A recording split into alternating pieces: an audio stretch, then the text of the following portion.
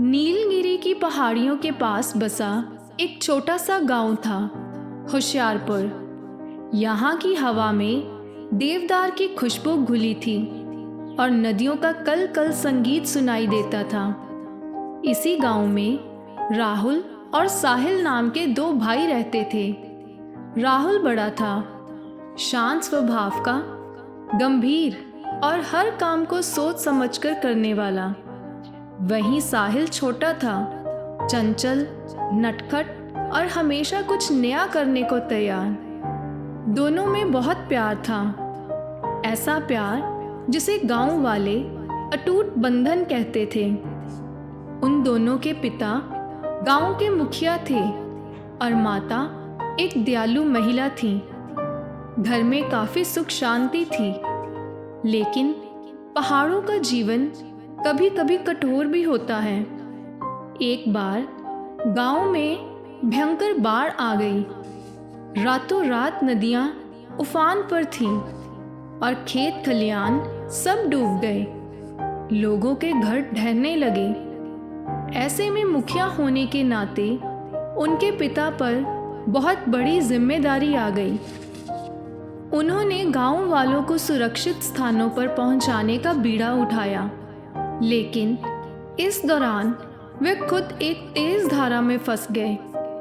राहुल और साहिल दोनों ने अपने पिता को बचाने के लिए जान की बाजी लगा दी। राहुल ने अपनी मजबूत रस्सी का एक सिरा पकड़कर साहिल को दिया और दूसरा सिरा एक पेड़ से बांधा। साहिल, जो तैराकी में माहिर था, उस तेज बहाव में कूद गया। पानी का बहाव इतना तेज था कि साहिल को भी संभालना मुश्किल हो रहा था, लेकिन उसने हिम्मत नहीं हारी। राहुल ऊपर से चिल्लाकर उसे और हिम्मत देता रहा।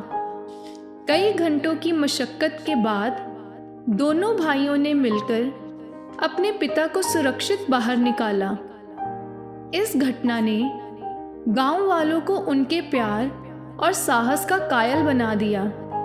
समय बीतता गया। राहुल ने अपने पिता के साथ गांव के कामों में हाथ बटाना शुरू किया।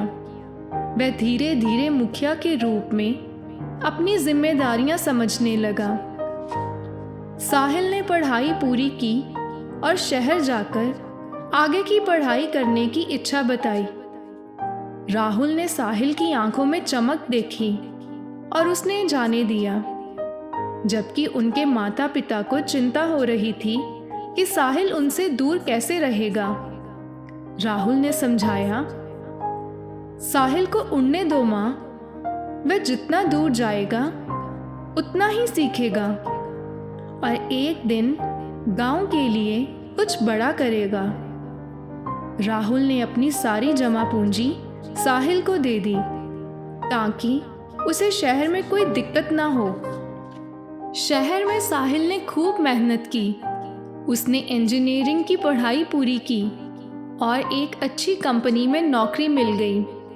लेकिन शहर की चमक दमक में भी वह अपने भाई और गांव को नहीं भूला। वह हर महीने गांव पैसे भेजता और छुट्टियों में वापस आता।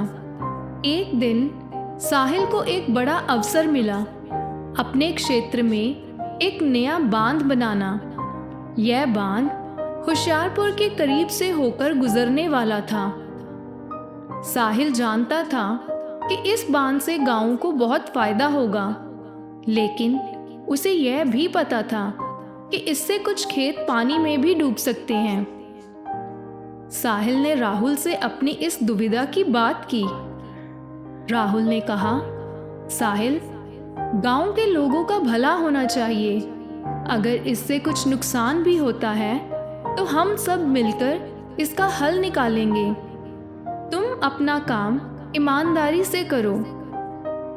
साहिल ने कई तरह के बदलाव किए ताकि गांव वालों को कम से कम नुकसान हो। उसने राहुल और गांव के बुजुर्गों से सलाह ली। राहुल ने गांव वालों को समझाया कि यह बांध उनके भविष्य के लिए कितना जरूरी है। उन्होंने साहिल के साथ मिलकर सरकार से बात की और उन किसानों के लिए उचित मुआवजे और नई ज़मीन की व्यवस्था करवाई जिनकी ज़मीन डूबने वाली थी। इस प्रक्रिया में कई मुश्किलें आईं। कई बार गांव वाले नाराज़ हुए, लेकिन राहुल और साहिल ने मिलकर हर चुनौती का सामना किया। राहुल ने गांव वालों को समझाया और साहिल ने अधिकारियों को मनाकर रास्ता निकाला। उनके एकजुट प्रयासों से बांध का काम बिना किसी बाधा के पूरा हो गया। बांध के बनने से होशियारपुर में खुशहाली आ गई। खेतों को पूरा पानी मिलने लगा, जिससे फसलें लहलहा उठीं। गांव में बिजली आ गई और बच्चों को पढ़ाई के लिए दूर नहीं जाना पड़ता था। साहिल अब एक सफल इंजीनियर था, लेकिन उसने अपनी जड़ों को नहीं छोड़ा। वह अक्सर गांव आता और राहुल के साथ मिलकर गांव के विकास के लिए योजना बनाता। एक बार गांव में महामारी फैल गई। लोग बीमार पड़ने लगे और दवाइयां आसानी से नहीं मिल रही थी। राहुल ने गांव वालों की मदद के लिए दिन रात एक कर दिया। साहिल को जैसे ही खबर मिली, उसने जल्द से जल्द डॉक्टर और दवाइयों का इंतजाम किया। उसने काम से छुट्टी ली और खुद गांव आया। उसने गांव में अस्थायी अस्पताल स्थापित करने में मदद की और बीमारों की देखभाल में जुट गया। राहुल और साहिल ने मिलकर गांव को इस महामारी से बाहर निकाला। राहुल ने गांव वालों को हौसला दिया और उनमें विश्वास बनाए रखा। वहीं साहिल ने अपने ज्ञान और संसाधनों से बीमारी से लड़ने में मदद की। राहुल की ज़मीनी समझ और साहिल की आधुनिक सोच ने मिलकर होशियारपुर को एक आदर्श गांव बना दिया था। उन्होंने हर मुश्किल में एक दूसरे का हाथ थामा, एक दूसरे का सहारा बने और अपने प्रेम से साबित कर दिया कि भाई का प्रेम इस दुनिया की सबसे बड़ी दौलत है। उनकी कहानी गांव में हर किसी के लिए प्रेरणा थी। तो दोस्तों, इस कहानी से हमें भी यह शिक्षा मिलती है कि हालात या परिस्थितियां कैसी भी हों, अगर हर इंसान मिलजुल कर एकजुट होकर उनका सामना करे तो हर चुनौतियों को हराया जा सकता है और उन पर धैर्यता और सब्र के साथ जीत पाई जा सकती है। उन दो भाइयों के प्रेम और अटूट बंधन की तरह सब में ऐसा प्रेम और विश्वास होना चाहिए जो समय और परिस्थितियों के साथ और मजबूत हो जाए।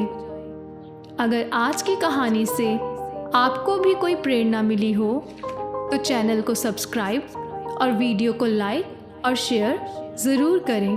धन्यवाद।